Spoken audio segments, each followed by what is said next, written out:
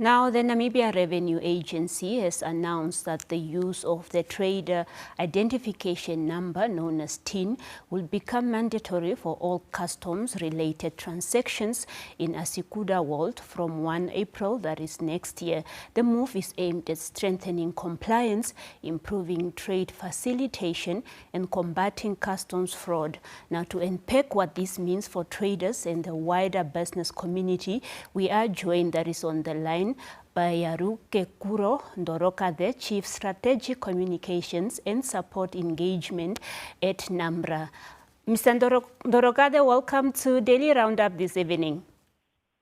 Yes, good evening, and thank you for having me on your show this evening. All right, just to start off, what is a trader identification number and why has NAMRA made its use mandatory, that is for customs and transactions? Very good. I think the answer is really very much in the name. As the name goes, it's a trader identification number. So that's a unique number that we would then be allocating to every trader that is transacting on the ASYCUDA World system. And maybe we should speak a little bit around the ASYCUDA World system. That's the system that we are using on the customs space. There are actually two main systems that the Namibia Revenue Agency uses.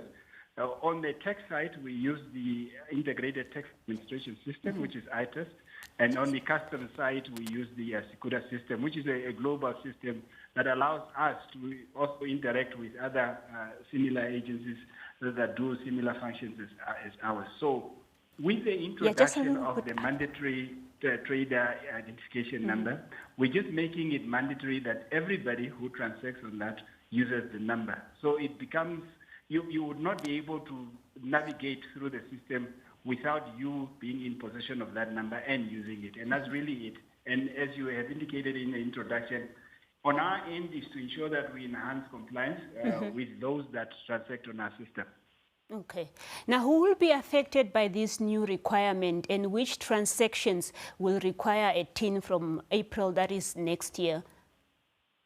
It is everybody who's accessing the ASYCUDA World system. So it's everybody who's importing or exporting any goods, because that system is really the platform.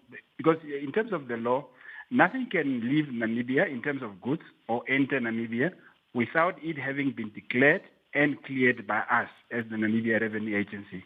Now, anybody who's in that space is then required to load this transaction on the ASYCUDA system, have it cleared on the system, and then be in the position to then proceed with the goods, whether they are coming into the country or leaving the country. So who would be impacted would be everybody who does that. Now, you would also be aware that there are some people who are traders themselves in their name, but they use clearing agents and others to perform and load the transactions on their behalf.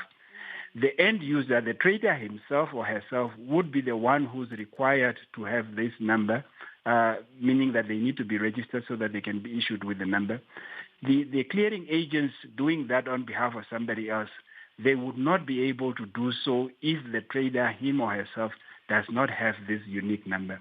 So it's really anybody in whose name this transaction is being loaded on the system who would require to have in their name this unique number. Now, Mr. Ndorokaze, what happens if a customs declaration is submitted without a valid TIN in the ASYCUDA World? This is possibly the shortest response I'm going to give this afternoon. Nothing will happen. That transaction will not be able to be loaded on the system. They would not be able to proceed to any stage, even to a stage where they are able to enter the details around what the goods are and all of that. That would not even be able to happen.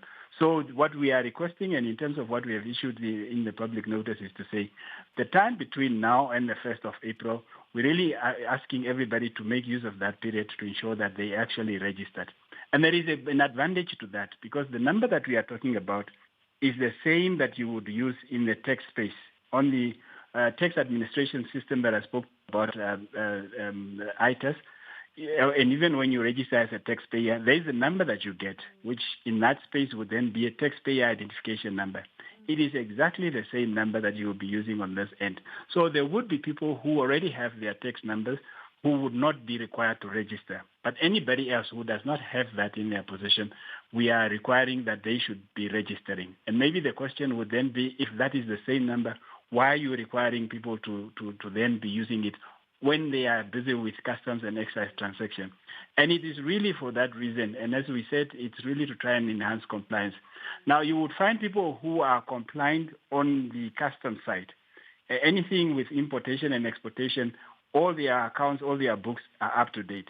But in relation to their tax account, you would then discover that there are actually certain things that they have not done right. Or the opposite is also true, where people will be compliant on the tax side, but on the customs and excise side, they are not so very compliant.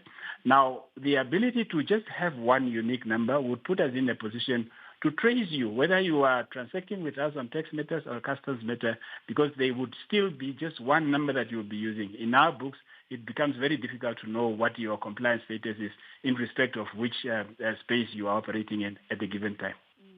I think the important question now is how can traders who are not yet registered to apply for how can they apply for a TIN, and how long does the process take? What then needs to happen is that they need to register as taxpayers. Like we say, it's that number that you use that is issued to you when you register as a taxpayer that they are required. Everything else being in order, having all the necessary documents, when you do come for registration as a taxpayer, that process should be completed on that day when you are submitting or completing your form for application as a taxpayer. So it should not be a number of days before you are registered as a taxpayer and therefore issued with a tax identification number, which in the customs and excise space you would use as your trader identification number. And what responsibilities do clearing and forwarding agents have under this new system?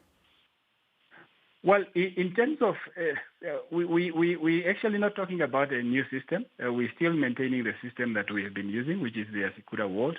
However, what we have done, because of the upgrade that we're busy with in terms of trying to stabilize and making the system more efficient and effective, we have added a few modules, or activated a few modules. Now, because clearing agents are doing this in the main on behalf of the traders themselves, our call to them is to encourage traders who do not have these numbers to ensure that they have that number before the effective date, so that their work as clearing agents would not be hampered by the fact that they want to assist a trader because there are goods consignment that needs to leave or enter the country, but for want of the trader identification number, they are not able to process that. So the responsibility is really on the taxpayer. However, there is obviously a role and an influence that clearing agents can also play by encouraging them to register well ahead of time so that when the effective date kicks in, nothing will be delayed owing to the absence of a trader identification number. And how will the mandatory use of TINs help NAMRA combat fraud, smuggling, and under-declaration as well?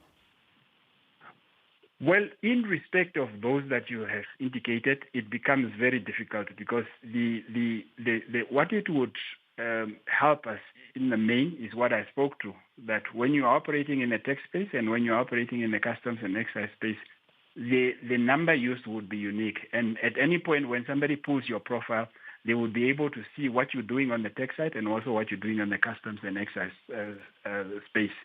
In terms of that, in terms of compliance with that, that puts us in a better position. However, when people now decide to smuggle in goods, and smuggling in our view is when you want to bring in goods, but your intention and determined intention is to ensure that you do not declare them, or you declare part of that and some of them you conceal. That is not, the introduction of the TIN number would not really play a major effect on that, because that means now it's a function of us ensuring that either through our scanning machines and equipment that we have, we are able to detect those that are being brought in but have not been declared, or through a physical inspection that our officials will then go through the consignment and see whether everything that forms part of that consignment is really what has been declared on the document.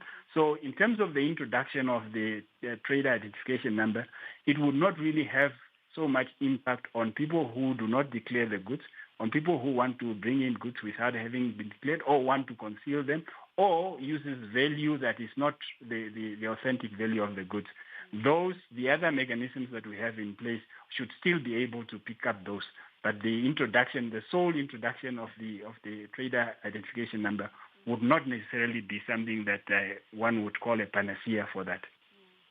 Mr. Ndorokaze, perhaps just what support, as we close off, what support measures is NAMRA putting in place to help stakeholders prepare ahead of 1st of April 2026 deadline?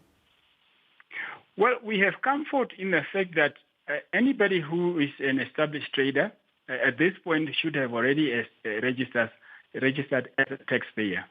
Therefore, in their possession and issued to them would be a taxpayer identification number, which is the same number that we'll be requiring for this. So as we depart, we depart from a position where we say a good number of the traders would have already been registered as taxpayers. But we also know that there is a significant number that would have been trading, but they have not registered as taxpayer.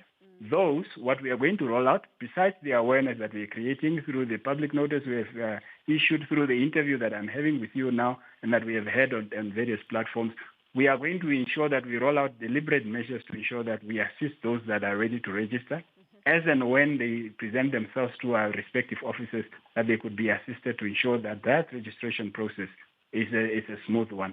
We also know that there would be people who would require the number, but who would not qualify to register as taxpayers because they possibly do not operate in the Namibian space. For that, the system with the upgrade would also allow them to be registered and provided with an instant number. And that would be a number that is different and that would be particular for that purpose. Even in respect of those, we are also going to carry out deliberate awareness creation so that people know which one do you qualify for and how you're going to be assisted, depending on what your circumstances are. Ndorokaze, thank you so much for being on Daily Roundup this evening and giving us that update. Thank you very much, Salima. It was a pleasure talking to you. Right. That was Yarukeekuro Ndorokaze, the Chief Strategic Communications and Support Engagement at NAMRA, explaining the mandatory use of trader identification numbers for all customs transactions. Now, an initiative aimed to strengthen compliance, improve the trade facilitation, and protect Namibia's economy from fraud and smuggling.